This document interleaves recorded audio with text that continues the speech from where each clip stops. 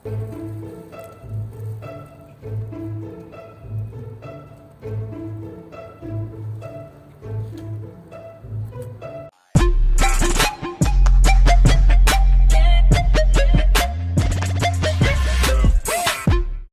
dahil konti yung mga tao ngayon dito sa lugar kung nasan tayo mga kadaksay, sasamantalin natin to para magsagot ng mga tanong na kinoment ng isa nating kadaks sa ating YouTube channel. Ang tanong niya ay gaano ba katagal ang itinatagal ng mga itik natin mula sa 6 months na pagsampa nila? Gaano katagal yung pangitlog nila? At ang susunod ay pwede ba silang i-condition pagkatapos ng mga ilang buwan ng pangingitlog para ma-recondition ulit sila para makapangitlog muli? So maganda yung topic na yan kadaks, huwag kang magalala, sasagutin natin yan habang kumakain tayo ng tinapay na binili natin. So yung unang tanong, kung gaano katagal yung pangingitlog ng mga itik, sagutin natin yan ng diretso.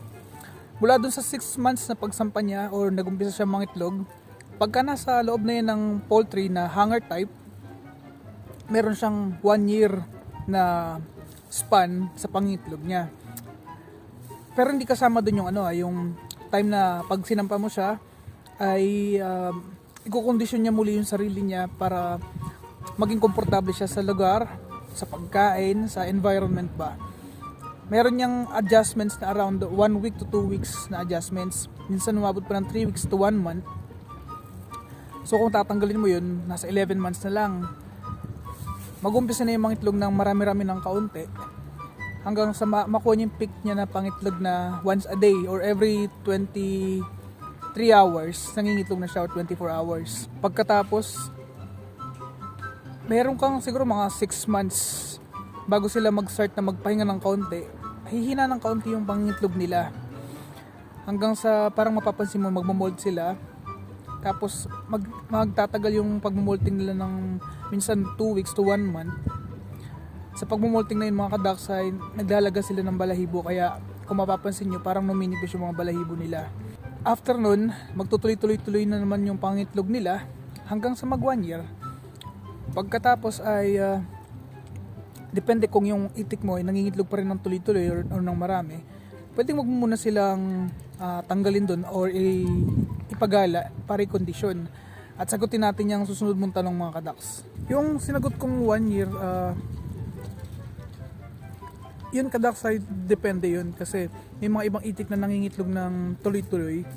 At nakadepende din pala kadaks sa diet na binibigay mo sa kanila. Kung anong klaseng pagkain ba ang sinusupply mo sa kanila, anong vitamins, anong mga minerals, anong klaseng pagkain yung araw-araw na kinakain nila.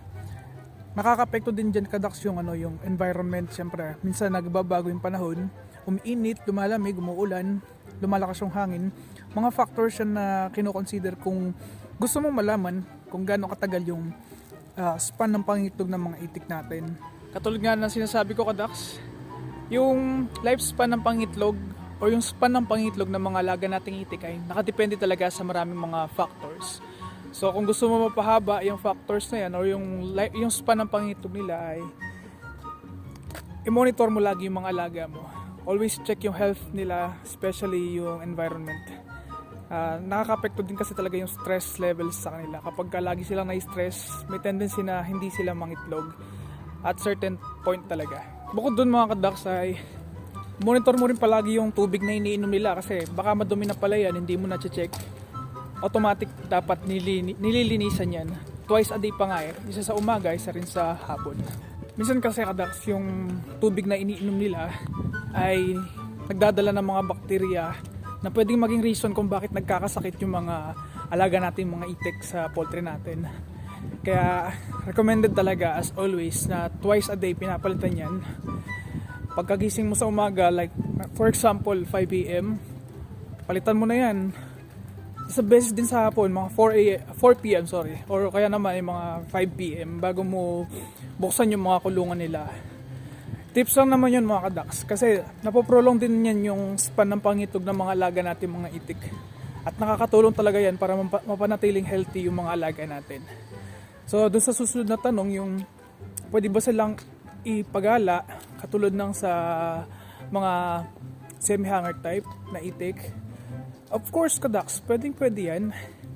Kasi kami, based sa experience din namin, after ng 1 year ng pangingitlog nila ay mandated talaga na ginawa namin na i-condition muna namin sila sa mga bukirin, sa mga palayan para makakain naman ng mga sariwang palay, sariwang mga insekto, pati na rin ng mga makapag-exercise sila kasi maganda rin sa katawan talaga nila yung na-expose sa direct sunlight, ganyan. Napupunta sila sa environment na nakasanayan nila, kinalakihan nila. At nagiging mas masaya sila. Nakikita mo naman na nag-e-enjoy sila kapag nagtatampasaw sila, o kaya naman ay kapag nagkakalat sila sa putikan, ganyan. Malaking bagay yun, kadaks. Sabi mo, i-condition mo sila ng mga 3 months, pwede na yun. Minsan nga, yung iba, 2 months lang eh.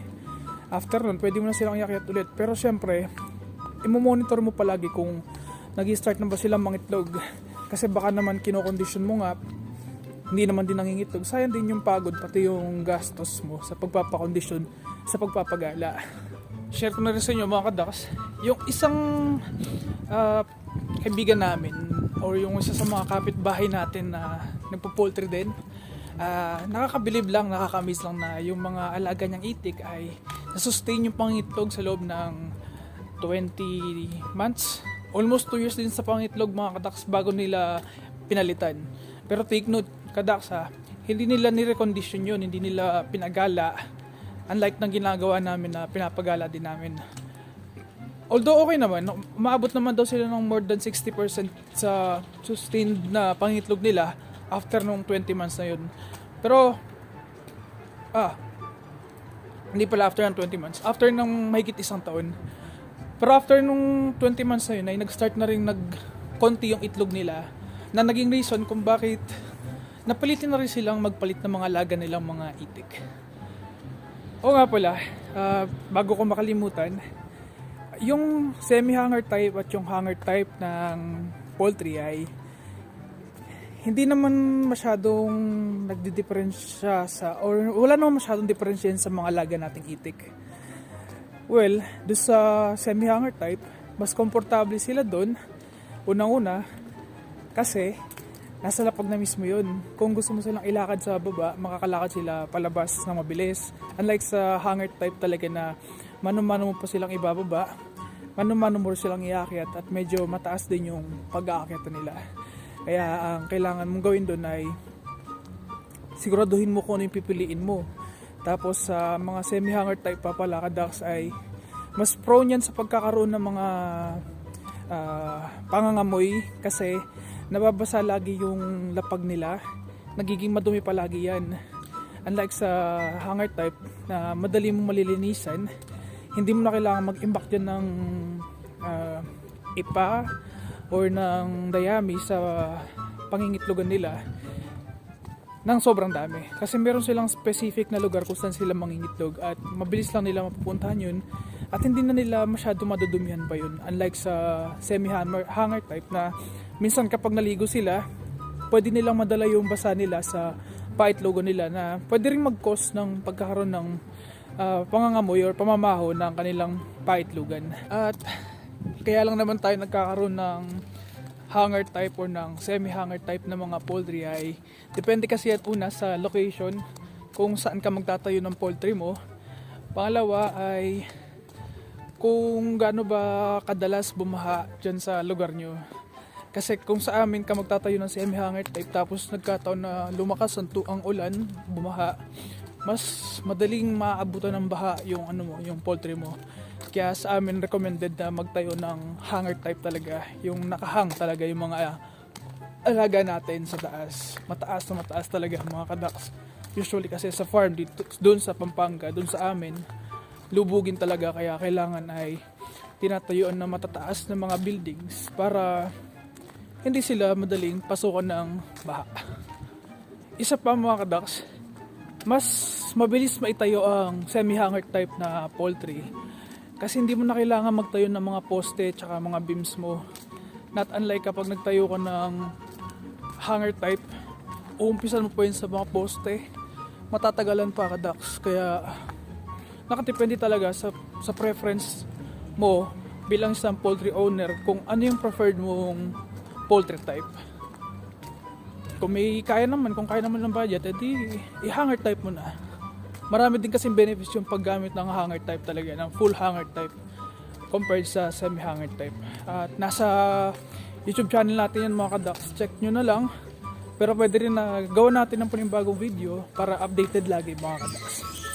Anyway, subscribe kayo mga ka-ducks, ma-appreciate ko ng sobra yan. Ang goal kasi natin ngayong taon na ay makareach ng 100k subscribers dito sa ating YouTube channel.